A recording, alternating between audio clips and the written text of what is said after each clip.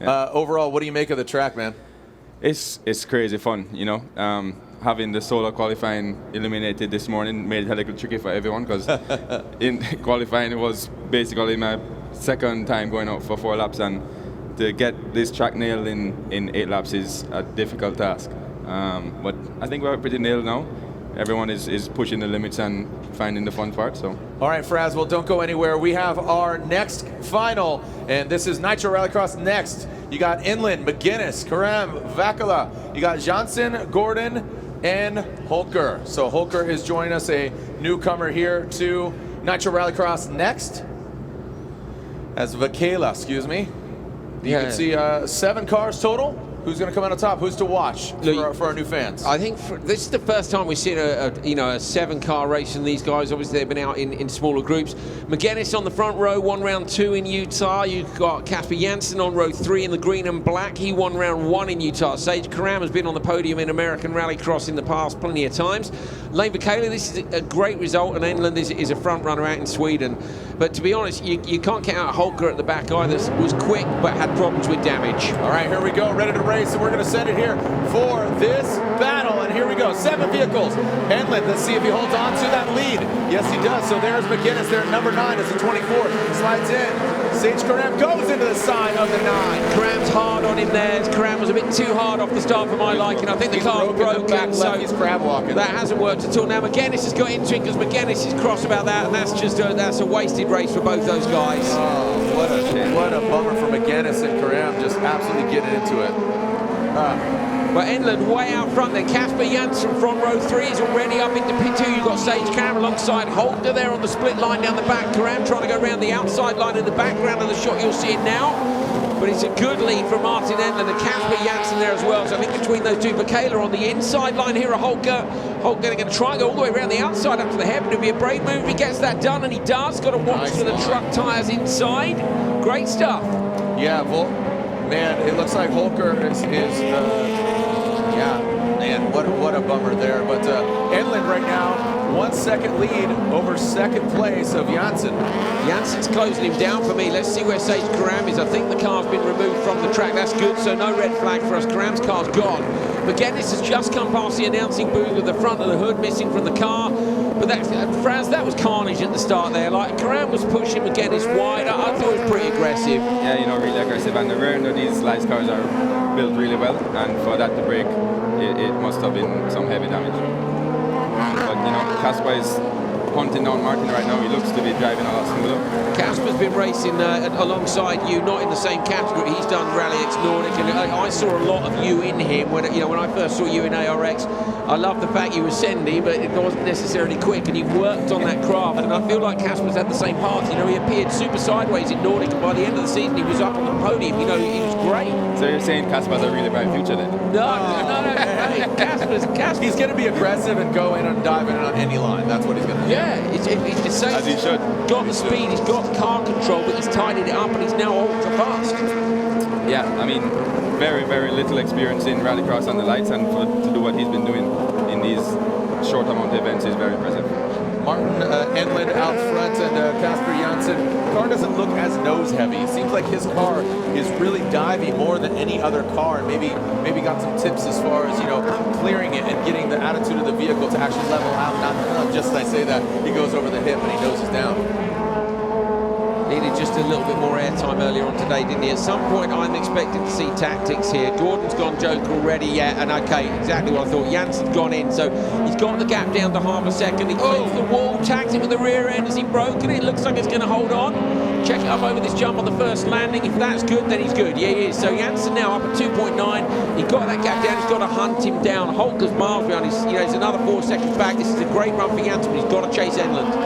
Yeah, Enlund is looking really good, and we saw this earlier today. So Enlund and this track are really simpatico. They are just a match made in Rallycross heaven. 2.7 seconds, but keep in mind, Enlund has not hit that Yokohama Tires Joker lap.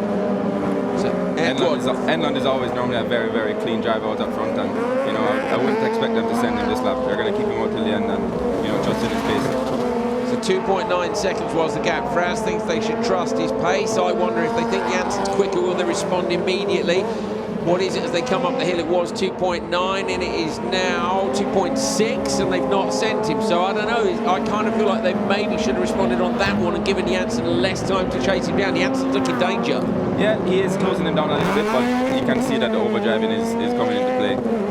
But if I was Martin's spot, I would trust my driver and know that he's going to bring it to the finish. So if they pull you into the Joker early, then does that always make you suspicious that you're not going quickly enough? Yeah, it kind of makes you think there must be something going on. Why am I not going in the last lap? You know? Right. So it's in your head then. It's like, nah, not really, mate. As this isn't according to plan. So Enlund 2.67 seconds over Janssen, and both of them taking that high line. So you're saying take it this lap, or you're saying take it the last lap? I think he's got to wait now because the gap was 3 before. If he can peg it at 2.6 and keep it here, then he's doing well, you know. But Janssen, okay, now Janssen's 2 sideways in the previous corner. He can't, he's not closing it in for 2.6, so yeah, he's going to go right the way to the end. Martin's getting the give me everything you have lap right now. This is going to be a big push for him. That's what he's going to be hearing on the radio. Everything you've got. Everything you got.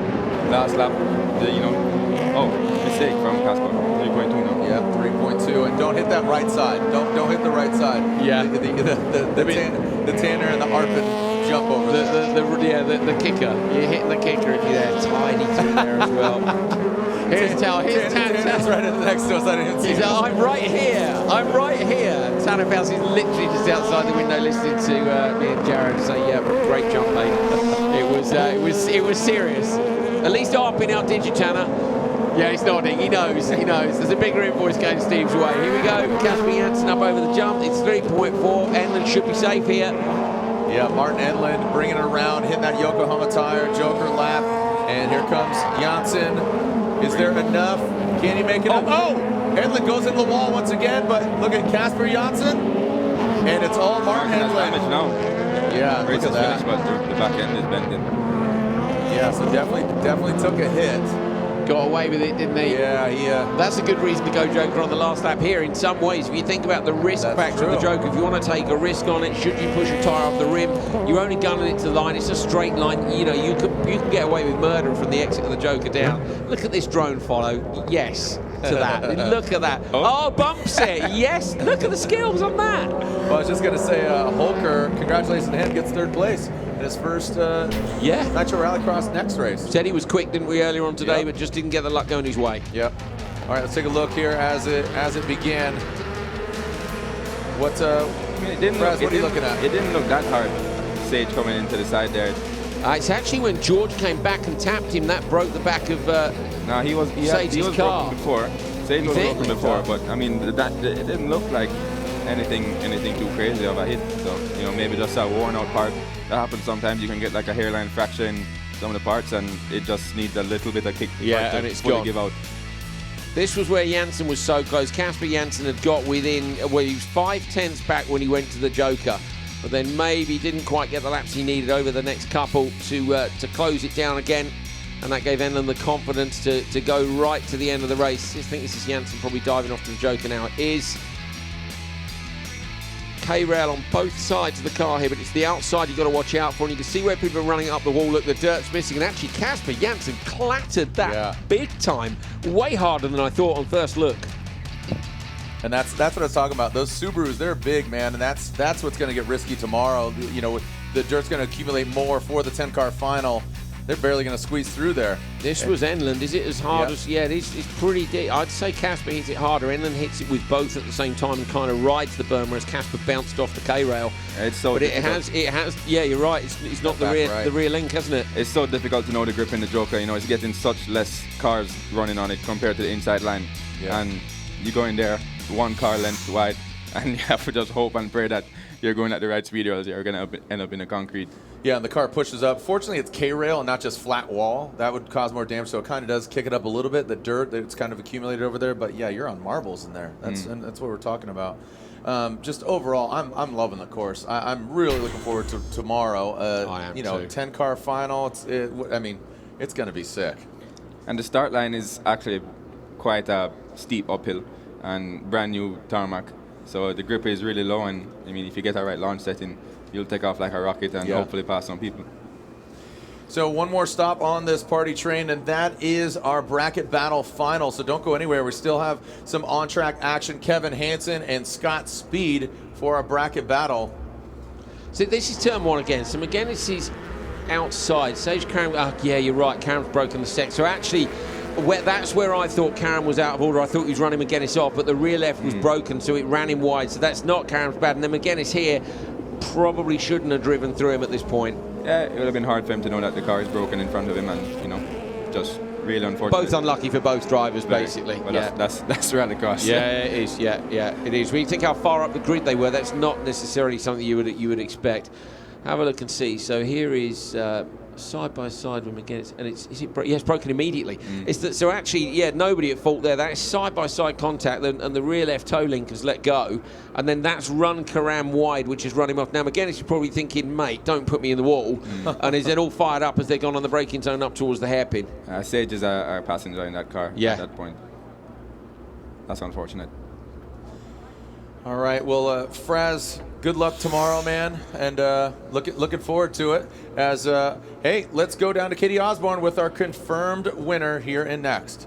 Yeah, no penalty here for Martin Enlund, and that's a perfect thing. You know, you guys were saying this track and Martin seem to be a match made in Rallycross heaven. Why did this suit you so well? I mean, I come from cross-kart, and I mean, sliding around is my thing, so I'm not used to these type of tracks, but I'm super happy to be here on the top step of the podium. I mean, the track is so fun, and all the jumps, after every corner you hit a new jump, so it's super fun. You know, one thing I thought was really special is you were out here watching all day long. How much did that pay off? I actually don't really know that, but the track is always evolving, so you need to see the grip and how it all evolves during the day, so it's super important. And taking it to the track, how much did you feel you had that in the bag, or did you have to push it?